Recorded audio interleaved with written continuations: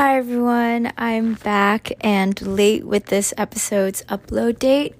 I have an excuse, kind of. Basically, with the program or platform that I'm using to upload and post these podcasts, it's actually free for a certain period, and then you have to pay in order to keep the episodes up on Spotify and whatever.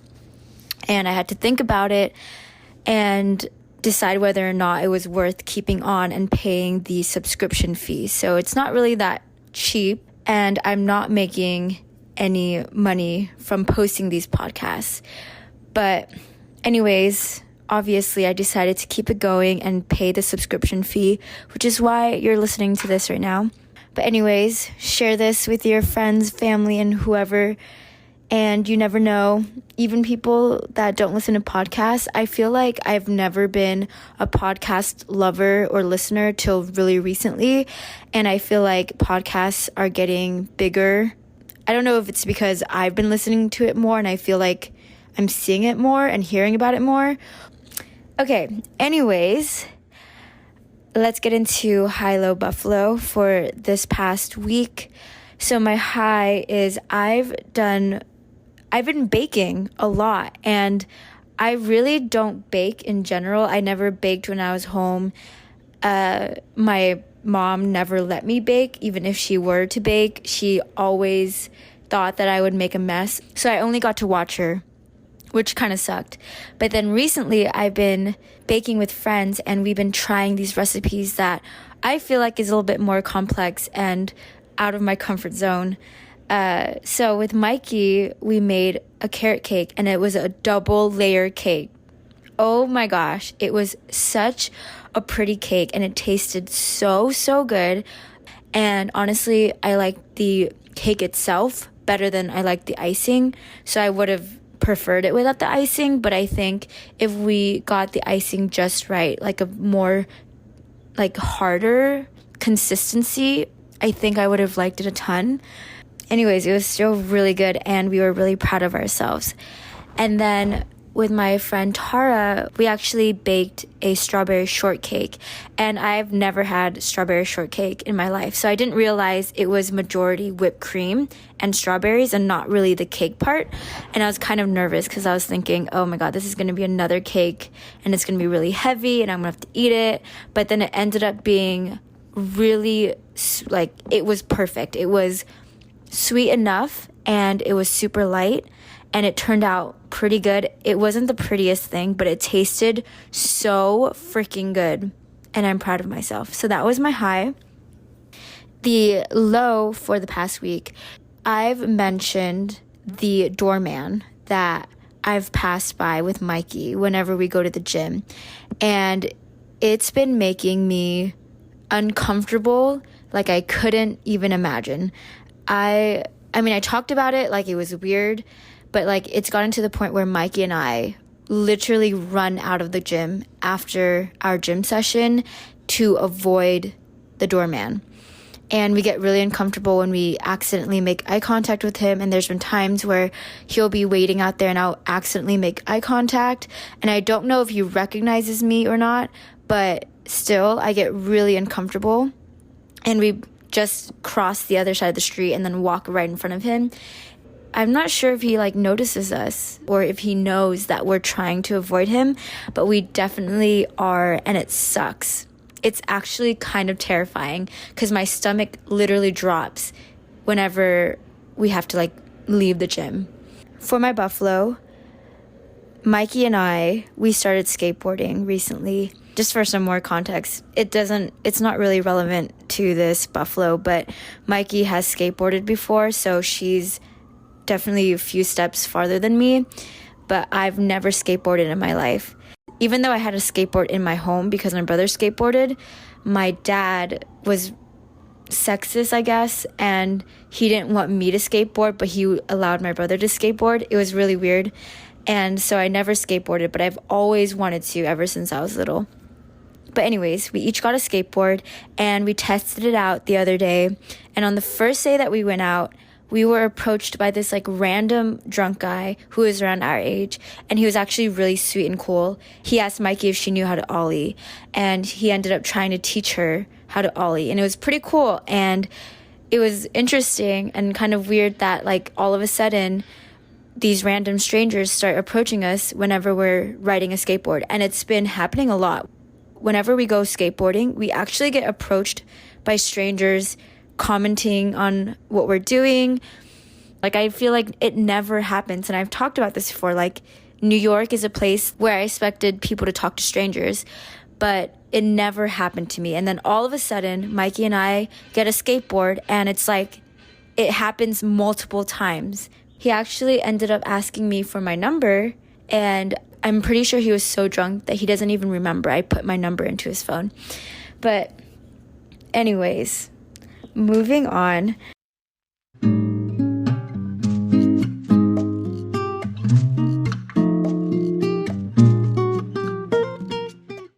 So for the topic of this podcast, I have been listening to a lot of other people's podcasts and been thinking, and I feel like a lot of people don't really talk about this as much. At least I don't come across these types of videos or podcast episodes often.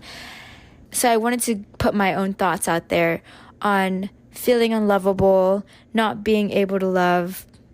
Yeah, I mean, just for some context, I moved to a city where I'm not familiar with the area or majority of the people, and I don't have my family with me, pretty much living alone-ish, like with my friends, right? So I feel like not a lot of action or familial love is around me. When I say action, I mean like in school, I feel like it's more likely that you get interactions with guys, or if you're, with the whatever sex you're interested in.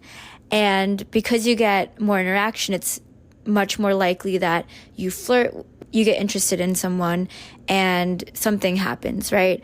But I feel like now that I'm in this stage of my life, that is rarely happening, because I see more strangers in a day than I do see people that I know. I also don't have that unconditional love that my family gives me, so there's obviously some deprivation happening. And also just touch in general. This is like so weird. I'm like, literally no one talks about this, but like us as humans, we like to be touched and like cuddled with and held and whatever, and felt like we're wanted. But it's really hard to feel that way when you're so isolated in this gigantic city and in adulthood, away from family and things like that. And I mean, to be honest, my family, being an Asian, pretty traditional family, we're not really that touchy. I think I got a lot more touchy when I got older, but it's not that much, but it still means something. Like when I'm home, and a lot of people might find this kind of weird or surprising, but I actually sleep in my mom's bed often, and I love sleeping with my mom and like being next to her. And I feel like because she's a single mom, she can get pretty lonely, and she might not say anything, but it's just weird that she's like this little woman in a gigantic bed. I feel like I would feel really lonely and isolated and would want people around me. So I love sleeping in the same bed as my mom and just like cuddling with her. So I'm like missing a lot of that. And then on top of all of this that I've just mentioned, I'm just like all over the place, so just bear with me. But I've decided to go back dating. It's been a while since I've dated. Well, it's not really that long. It's been like a year and a half or something. It's really not that long. And I've decided to be more open to dating recently, right? But the thought of dating and kind of committing to that again is a lot. And it scares me.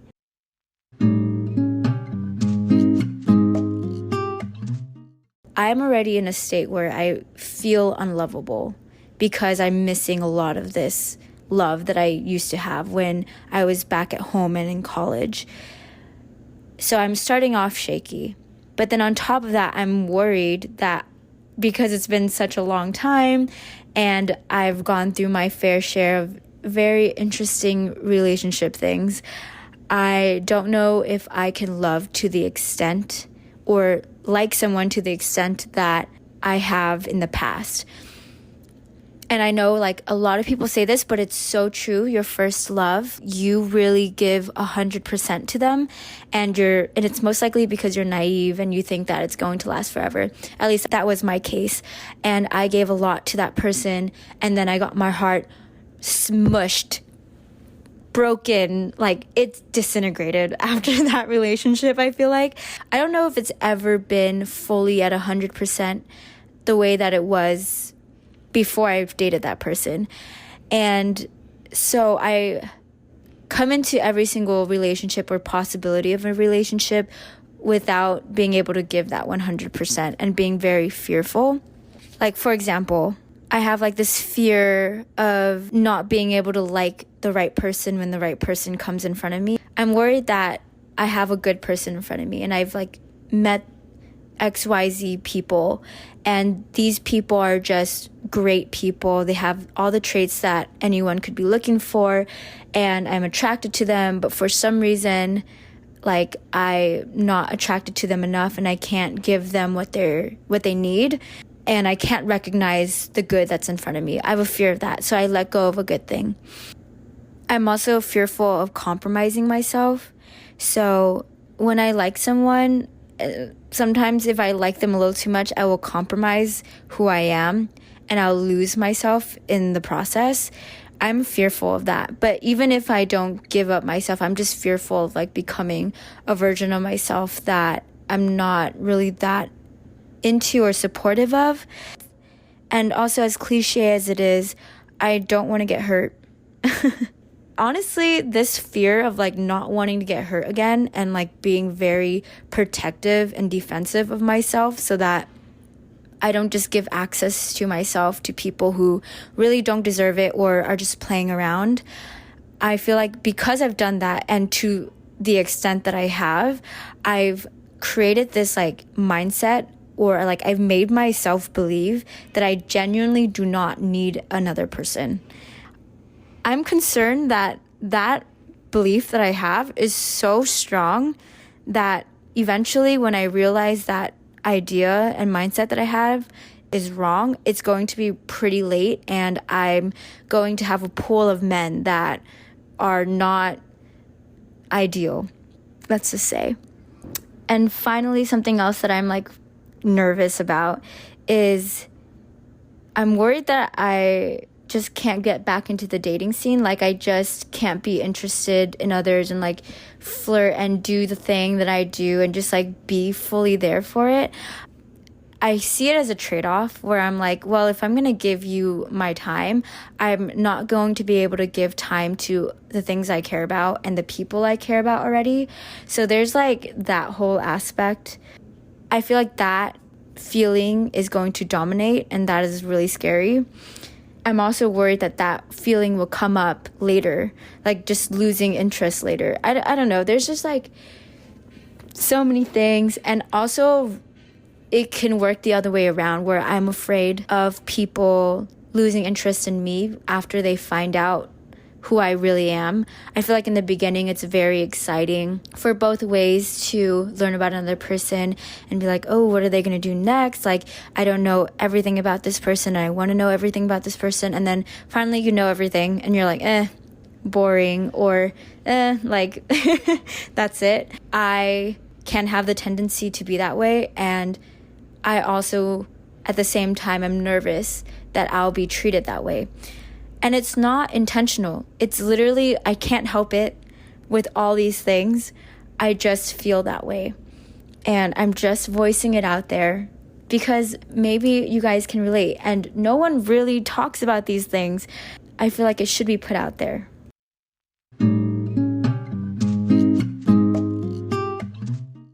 So I haven't really gone back into dating like seriously. I've like just dipped my toes in the water.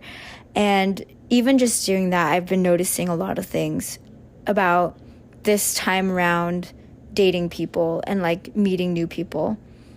I feel like I'm very closed off now, but at the same time, I expect a lot of people to open up to me. I expect them to share a lot and give a lot more than I would. It's just so weird that I expect that, because it's so unfair that I expect someone to give me more when I won't do the same back to them. I also am just such a cynic. I feel like I've been assuming everybody just has really bad intentions. I don't know. It's like such a defense mechanism that I'm concerned about. And I just want to say, like, I have so much respect for like people who are able to like fully love and put themselves out there and try to be comfortable with people and see the good in other people. It's like really hard to keep that going. When I was little, I did a lot of that. I was really good at that, and just like loving everybody and like spreading the love to everyone. But like nowadays, like I'd rather just keep it away from other people, especially strangers. I'm pretty closed off, and it's just been interesting to notice that, and I could already see how it's been a barrier to me, and it confuses a lot of people, I bet.